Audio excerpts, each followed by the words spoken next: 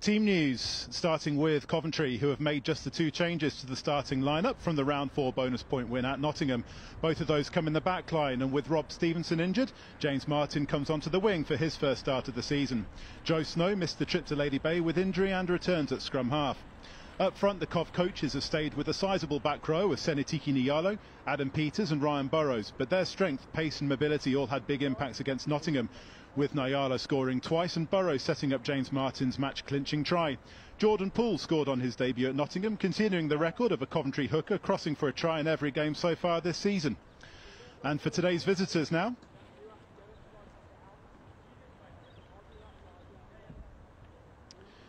head coach Paul Turner makes one change in the backs, with Swiss international Jeremy Toa replacing Jared Sage at inside centre alongside Scarlet's loanee Joey Roberts.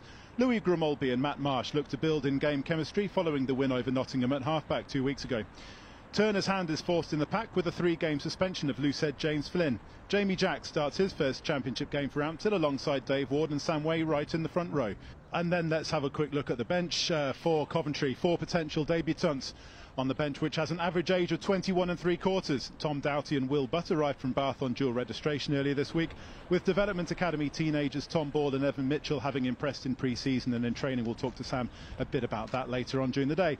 In stark contrast for Ampthill, 42-year-old Aleki Latui has more caps for Tonga than the entire Cov bench has in terms of first-team appearances, let alone with his experience with Worcester and Gloucester, to name just 2 of his other teams. Marsh sets up for the box kick. James Martin prepares to catch, and catch he does. Finds Brown on the inside.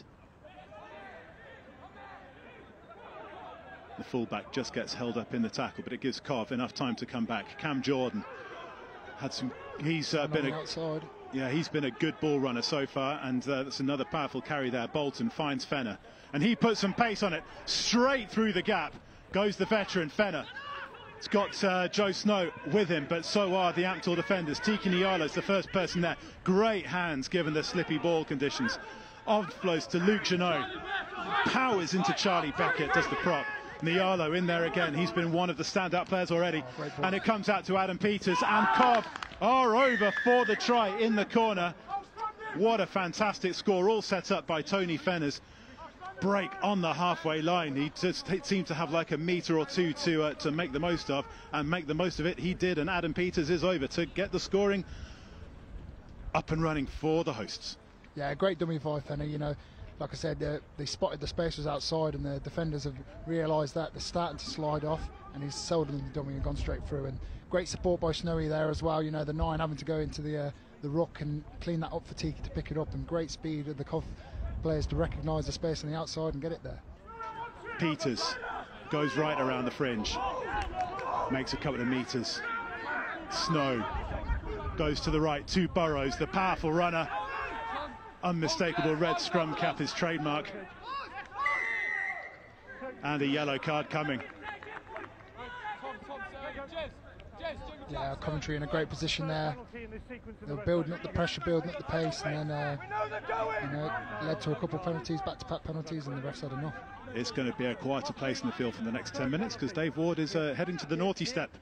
So we could clearly hear Steve Harding say that there were 3 penalties conceded in quick succession. Cam Jordan goes for the line. That looked over to me. Is he over? Yes, he is. And that is 2 tries for Coventry, both scored by forwards, both scored by players in scrum caps. And this time it's Cam Jordan who has dived over from close range and made properly punished Ward's indiscretion straight away. Ampthill will be frustrated with that, you know, switching off a penalty on your 5-yard. You shouldn't be letting at least the first guy getting in there. But very good from Cam, quick thinking, caught them on the hoof, and great to get under in the try. And again, from the frustrating perspective, from a spectator's point of view, is that Ampthill could possibly have had a penalty try by now. And Marsh comes off the back, and it goes to Toa at inside centre. Bursis goes for the line, held short though by Cov. Ampthill are inching their way closer. Steve Harding's having a really close look at this.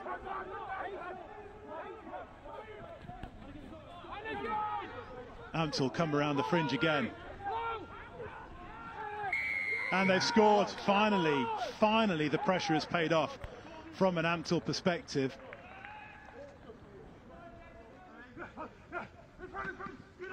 That's caught cleanly by Charlie Beckett. And Ampthill,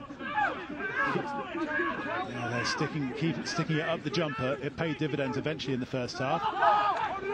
And Ward breaks off the back on his own. Wrapped up by Burrows and the Arlo. Fenner this time makes the tackle. Ampthill going through the phases. Charlie Beckett, as far as Llewellyn Jones, who caught the line out. I should be better with telling those two apart, because one's bald and one isn't. Anyway, that's now Ampthill have got an advantage again. Tom being offside there. Grimolby aims to go wide. Jeremy Tower. Looked like his foot might have been at the back there. We'll have a check on that one on replay, because that was right in front of one of the cameras, so all being well, that's been caught. But that's a finish by Jeremy Tower. So the defenders ran out on the Coventry right. Keep your eye on his Tower now.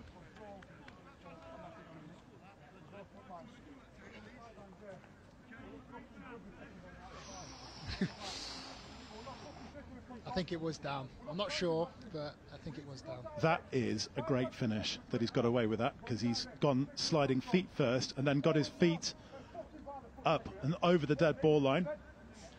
And Grimolby, his chip over the top. I mean, Grimolby's really played such a crucial part in that score, both with the kick that that put Ampthill well into the Cov 22, and then with the dink over the top while playing with advantage. Yeah, very well executed by the Ampthill backs there, and must be frustrating. Well, very frustrating from a Cov point of view to give another penalty away and field position. But Ampthill, you know, they've got 1,200 playing members, and you know, it's such a massive club, and we'll talk about this a little bit more, I think. It's definitely inside, disrupting. Play goes on, he's come out, and there's not an advantage just yet for Cov. But the play's gone inexorably forward over, and they're over. Yeah. I think it was Tiki fighting at the end there. The maul engaged at the front from your guys. It was. You guys form the maul first, you got that. Tiki Niaro scored twice last week, the first of which was a sneak through the middle of the maul, which was 20 metres out. This time, same thing happens. I'm sure by the end of the night, it'll still be 20 metres out. But he's just broken off the back, almost snuck his way through. And he has, not even almost snuck his way through, he has snuck his way through, but then has got the power as well as the pace to be able to finish that off. Ampthill are keeping it tight when they've got men over on their right. Latui, he's not going to give it to anybody. No, he's got in there, you've got into the ruck. Bursis finds Johnson. Backwards! This is going to go one or two ways now. Either Ampthill are going to, this disjointed thing is going to work. But Brown, here he comes. Cov have got men over on the right. They're playing from the 22. Here comes Forsyth. Got Fenner outside him. Great time on the pass. Fenner finds Butt inside. Here comes Josh Barton, and it's an end-to-end score from Coventry. Brilliant. That's the bonus point. There's 7.5 minutes to play, and just like that, from a hit and a turnover deep in their 22, Cov have gone 70 metres for one of the scores of the season. Brilliant turnover, great reactions, great work by the backs to be ready to go when the ball's turned over, and then they're off to the races executing. That's Louis Brown inside the 22. There were men, plenty of men over, and he's seen them. And then it's really patient work there from Cov. Josh Hallett being forced to make a decision. Forsyth does the same thing, forces the decision. Fenner forces the decision. And then Butt, again patient, lines up Tom Hudson, makes him step inside, makes him commit, and then Josh Barton is there. That is attacking 101. It is, it's brilliant. Fantastic work by the backs. Brilliant work by the forwards as well to keep putting that pressure on, chasing, line speed, pressure in the breakdown. We get that turnover, the backs are let loose, and we score the try. It's pitch perfect. Sid Blackmore is feeling the after effects of the hit, of the tackle, and Tony Fenner increases the score, and that's absolutely crucial now for Cov to go into a double-digit lead with around about 6, maybe 7 minutes to play. It's 74 minutes on the clock, but that's unofficial. 4 tries as well, but massively important.